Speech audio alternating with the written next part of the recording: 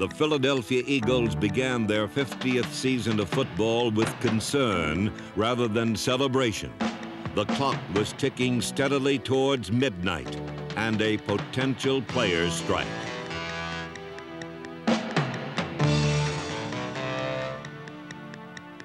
But on the field, the Eagles thrilled their fans with one of the most exciting opening day games in team history.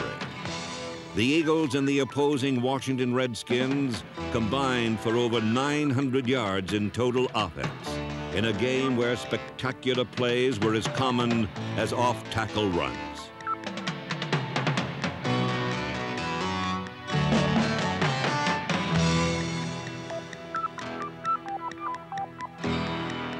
A Washington lead in the final quarter was overcome when the passing duo of Ron Jaworski and Harold Carmichael completed what appeared to be the game-winning touchdown pass.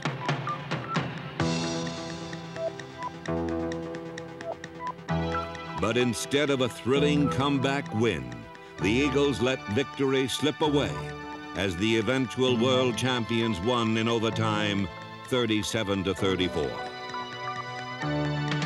It was a bitter manner in which to inaugurate the Eagles' 50th season, but the following week brought a happier ending. In Cleveland, the Philadelphia offense continued to roll at full throttle. For the second straight game, the Eagles gained over 300 yards through the air, thanks to 3 touchdown passes from the revitalized Ron Jaworski. On 3 separate occasions, Jaworski overcame Cleveland advantages, and his flawless drive in the closing moments was the final flourish in an exciting 24-21 Eagle victory.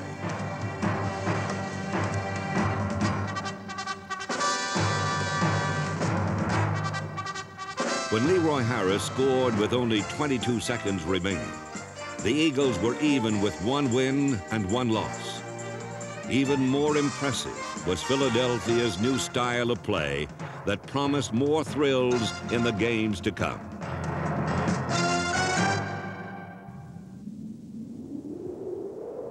But those games never came. On September 21st, Veterans Stadium fell silent. The players' strike was on, and the NFL season deflated for 8 weeks. For 57 days, football fans followed the actions of lawyers instead of linebackers.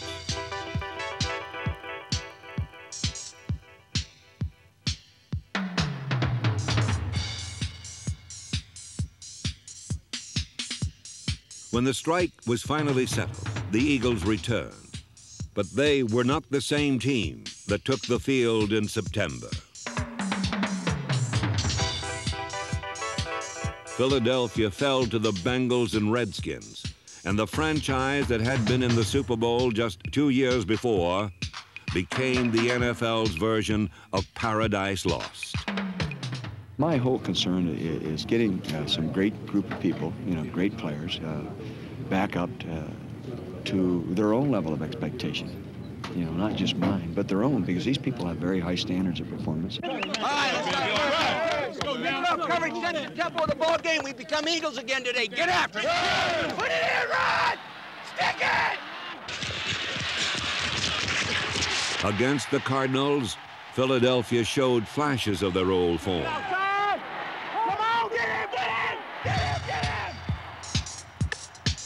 But St. Louis still won 23-20. The next week, the Eagles fell to the Giants, and the losing streak reached 4. We need a win. We need a win bad. And right now, things look very gloomy. People are counting us out, but I don't think we can look at the playoffs right now. We just want to win a game.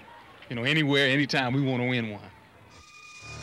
On December 19th, the Eagles finally earned that elusive win.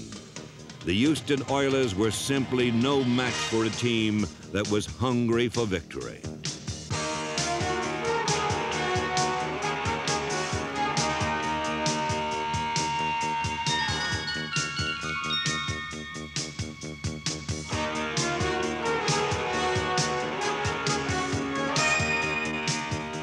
The Eagles' defense stopped Oilers star Earl Campbell dead in his tracks, then got the game's first score before the contest was 2 minutes old.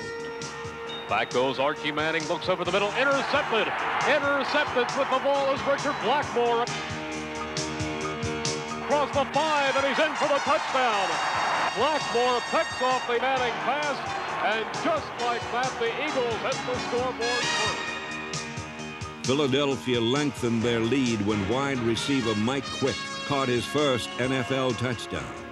And then the Eagles buried the Oilers for good when Wilbert Montgomery broke off the longest run in team history. The pitch to Montgomery, cut back at the 15, across the 20, cut back 25, 30. He's gone. 40, 45 midfield, 45, 40. Montgomery's gonna go. Montgomery, Montgomery. Wilbert Montgomery with a 90-yard run.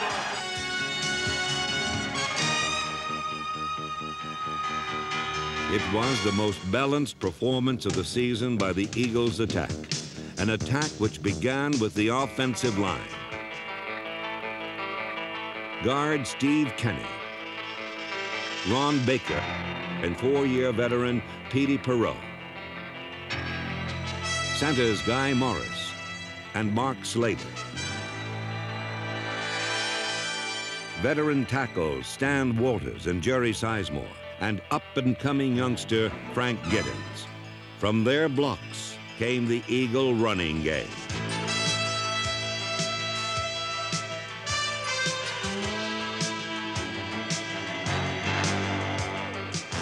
Louis Giamona, Billy Campfield, and Perry Harrington, number 35, all saw playing time in 1982, while a variety of names emerged at the tight end position as well. Rookies Lawrence Sampleton, number 87, and number 84, Vito Cab, both saw action in the Eagles' double tight end alignment. The starting tight end was a steel-eyed ex-Yalie named John Spagnola, who hustled, blocked, and caught everything he could reach.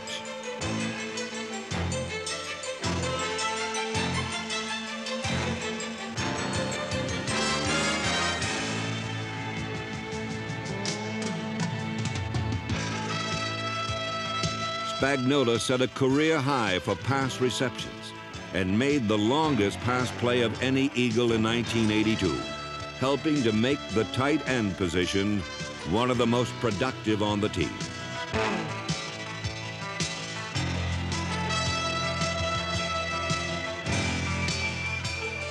Spagnola was part of an Eagle air game that worked all year long to regain the level of excellence it had reached in the early season. In 1982, Ron Jaworski became the Eagles' all-time passing leader, working with receivers like Ron Smith, number 81. Smith blazed brilliantly before the strike, then battled the rest of the year to shake off its effects. Still in his first season as a starter, Smith finished second on the team in pass receptions.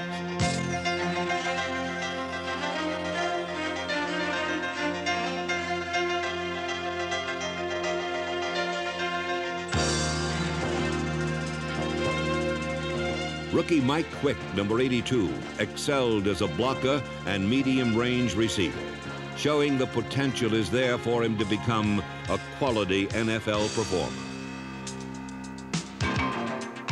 But, as always, the centerpiece of the Eagle air game was Harold Carmichael, the team's all-time leading receiver and the 7th most productive pass catcher in NFL history.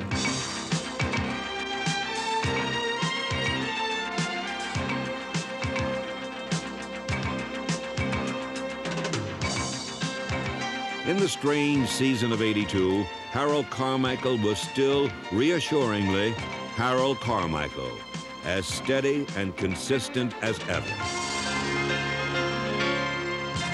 Perhaps no single player means more to his team than Wilbert Montgomery means to Philadelphia. As goes Wilbert, so go the Eagles.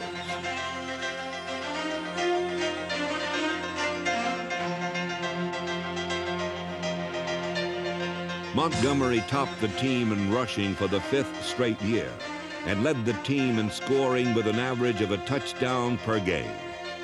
As he enters the 1983 season, Wilbert Montgomery is only a scant few yards from becoming the most productive ground gainer the Philadelphia Eagles have ever had.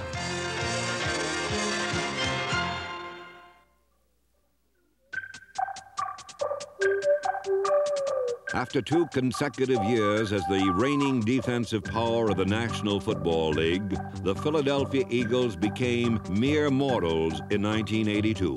For the players, the season brought on a period of introspection as each athlete searched for answers. I think the thing that we feel on defense is that we build a defense on a lot of pride with people that have pride, and I think we're going to have to get back to the old pride and just it's a gut check from here on out the rest of the season. It's just a flat gut check on every individual. As the final weeks of the 1982 campaign wound down, the Eagle defense geared up in quest of a season-salvaging performance. Linebackers Frank LeMaster, Reggie Wilkes, John Bunting, Jerry Robinson, Anthony Griggs, Mike Curcio, and Zach Valentine battled to regain the competitive edge that had made Eagle linebacking so effective in seasons past.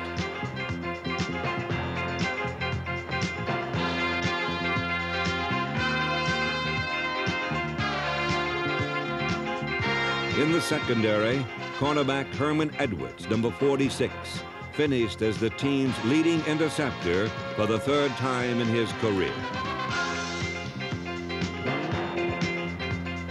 Safeties Ray Ellis, John Shira, and Bernard Wilson, number 22, made major contributions in pass defense. And Randy Logan, number 41, continued to excel against the run.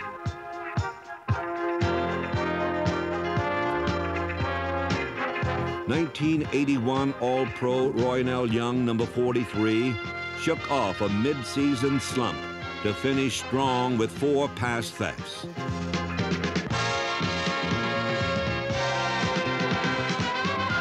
Young and the rest of the secondary's improvement came in direct proportion to the success of the Eagles' 30 defense, a defensive front that blended old and new. Number 96, rookie nose guard Harvey Armstrong was effective in 3rd down situations, as was the club's designated pass rusher, 2nd year end Greg Brown, number 98.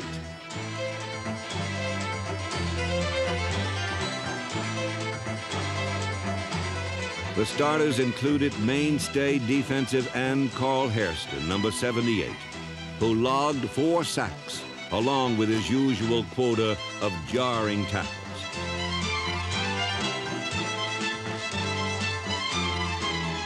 The pressure was on first-year starting nose guard Kenny Clark, number 71, who stepped in to replace departed All-Pro Charlie Johnson. Clark more than filled the bill, finishing 2nd on the team in tackles and sacks.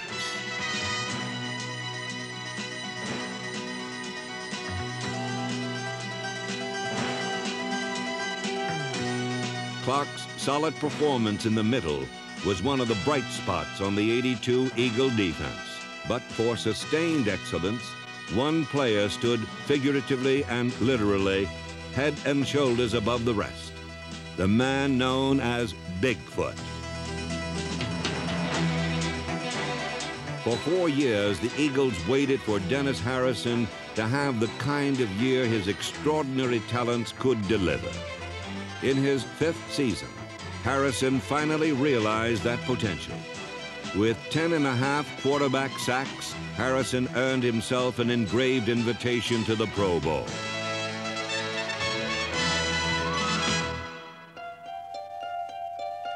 For Harrison and the defense, their shining moment came on a rainy Sunday in Dallas. The Eagles, playing for pride and little else, were decided underdogs as they took on their arch rivals, the Cowboys.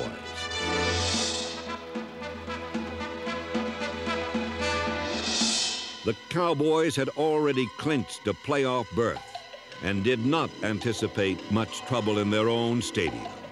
But the Eagle defense quickly proved how wrong they were. The Eagle defense was not fooled by any of the Cowboys' trickery, as they held Dallas to one of its poorest offensive performances of the season.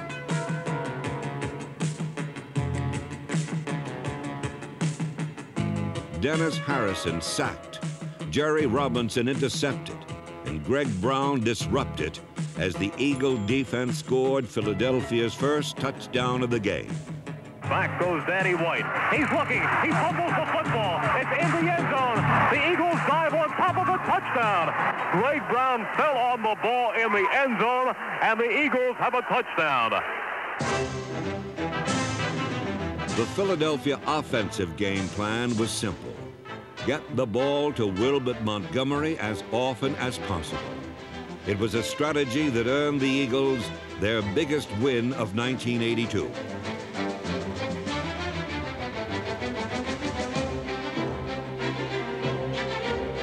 Leroy Harris scored a touchdown to give the Eagles a second period lead. And then in the fourth quarter, Ron Jaworski and Harold Carmichael put Philadelphia ahead for good. Jaworski into a long count. Look, close up for Carmichael, who leaps and catches it for a touchdown. It's over. The Eagles have beaten the Dallas Cowboys 24-20. A great accomplishment by a lot of people who needed something like this to brighten a very, very disappointing season.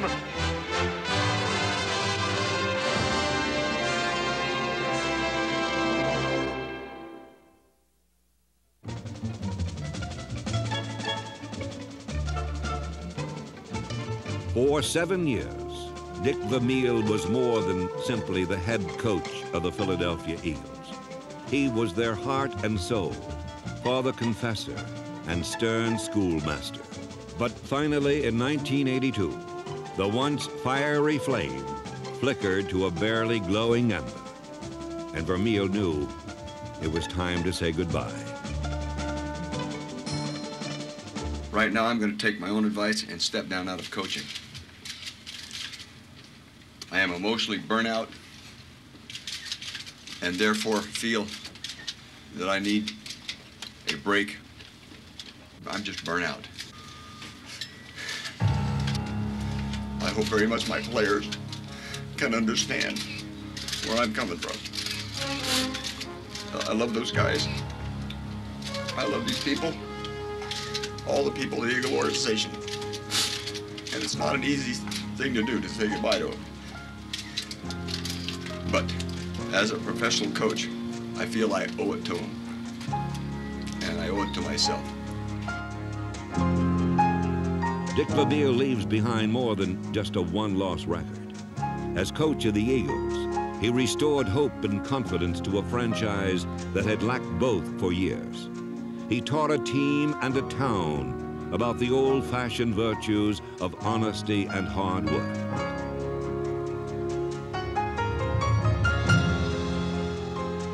And above all, he cared about his players. In a sport that is regrettably so transient, loyalty was everything to Dick Vermeil. He was never afraid to show how much he cared, or the emotions that manifested such love.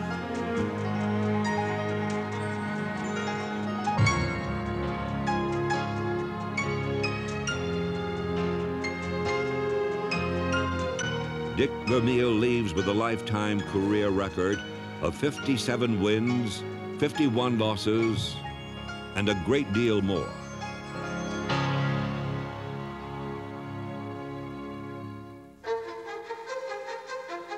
The search for Vermeil's successor was the shortest in NFL history. To the Eagles, good fortune. Their next coach was right in their own backyard. I had no hesitation in naming our new head coach and know that he will bring, like Dick did, a winner to Philadelphia. It's my pleasure to introduce Marion Campbell. Campbell is the architect of an Eagle defense that has allowed the fewest points in the league in the 6 seasons since his arrival. But his Philadelphia roots run even deeper than just coaching.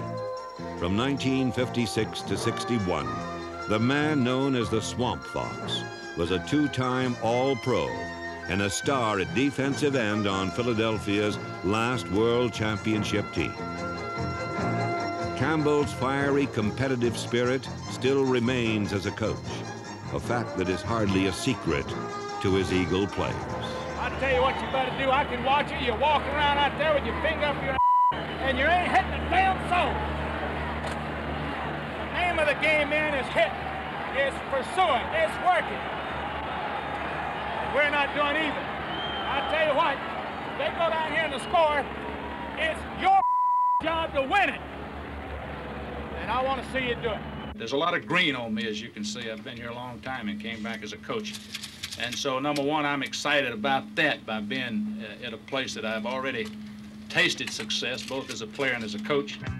I appreciate the opportunity to be the head coach of the Philadelphia Eagles, and work is going to start immediately in the direction of making us better.